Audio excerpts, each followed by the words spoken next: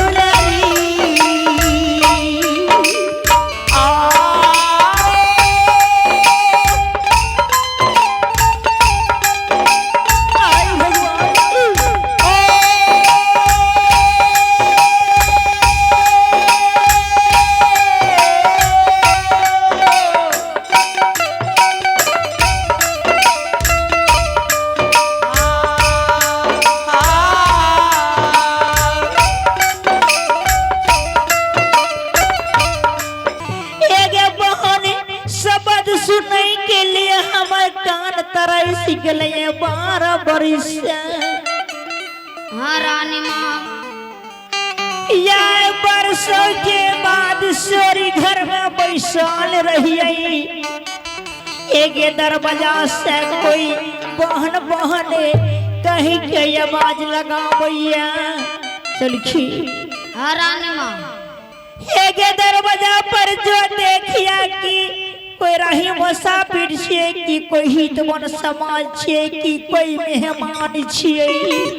ठीके छे रानी माँ केना हमर नाम जानै छै किया हमर नाम लेके सोर पारैया। हे गैया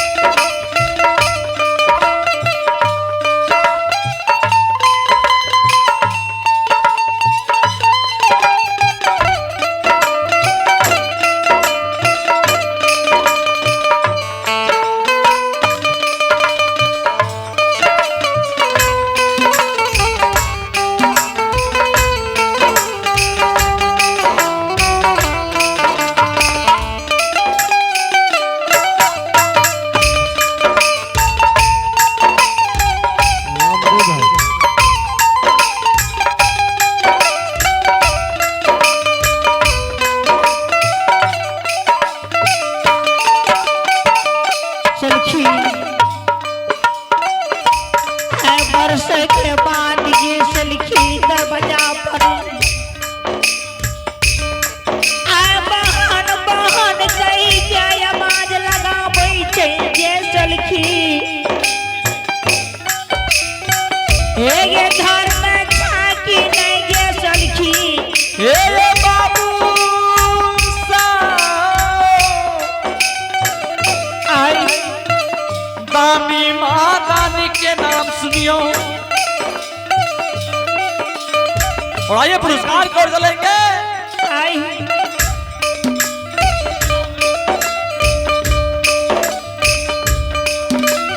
आप हैं बिरंची सिंह, हरदिया के वासी हैं। इन्होंने भगवान के दरबार में बड़े श्रद्धा के साथ, बड़े उदार दिल के साथ शानदार 21 रुपए से पुरस्कार दिए हैं। इन दानी बाबू के घर में विद्या के भंडार हो, धन दौलत के अपार हो, खुशियां अपार हो। ये वातारे यही घर में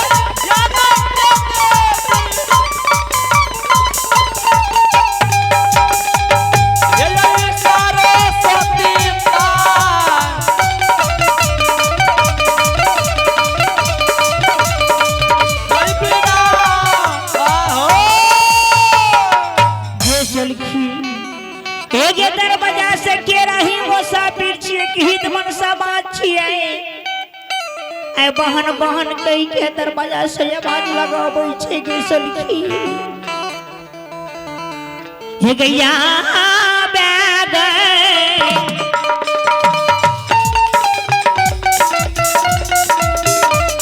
ए या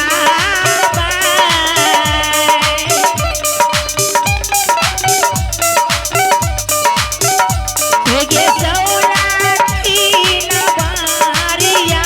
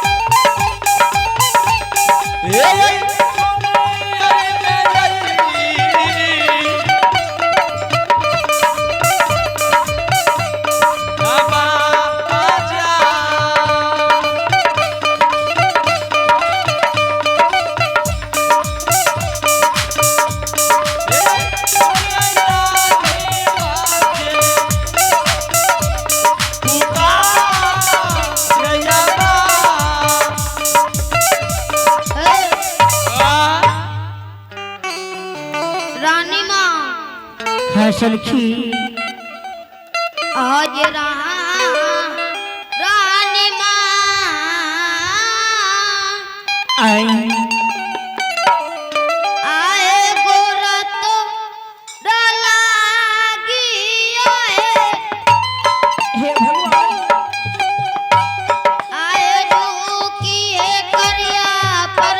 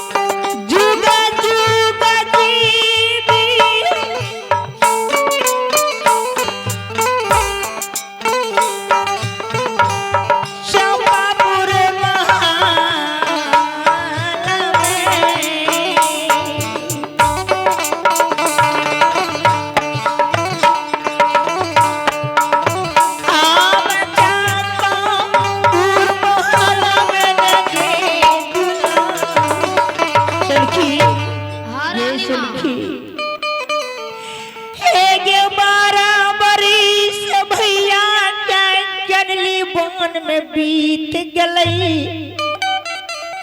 हाँ रानी माँ कहिए दरवाजा पर से कोई बहन कहीं क्या नहीं आवाज लगल कई एक बहन शब्द सुनने के लिए हमारे कान तरस गए 12 बरिस से।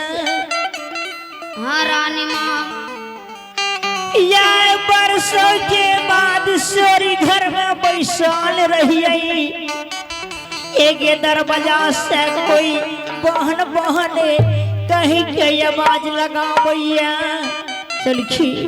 हाँ रानी माँ एक दरवाजा पर जो देखिया कि कोई रही मुसाफिर छे कि कोई हितवन समाज छे कि कोई मेहमान छे। ठीके छै रानी माँ केना हमर नाम जानै छै किया हमर नाम लेके सोर पारैया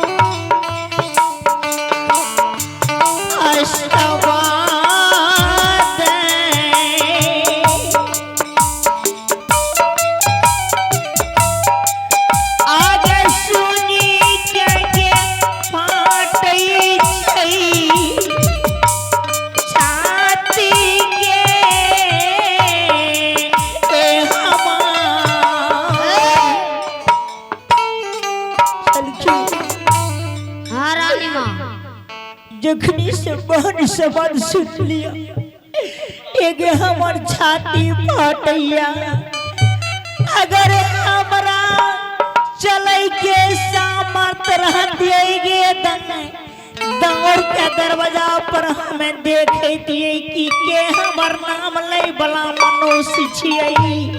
हे रानी माँ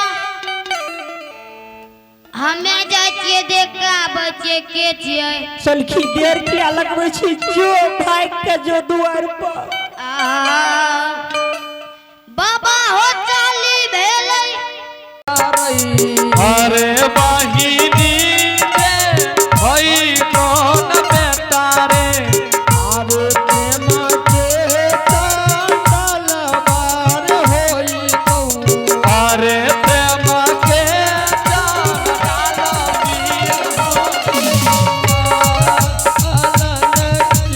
यार बाही दुआर यार बाबू हेरे बोला के चलना दीना रे जी कोई होई तर बेटा प्रेम के चंदा अरे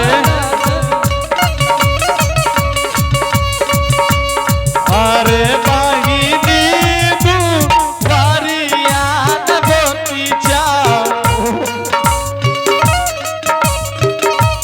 आरे प्रेम के रे दूत मनमार होई तो अरे प्रेम के जान तालमीर होई तो जब बाही दुआर यार गोपी चल बता हूँ जाई खरा हो जी जब बाही दुआर यार गोपी चल बता हूँ जाई खरा हो जी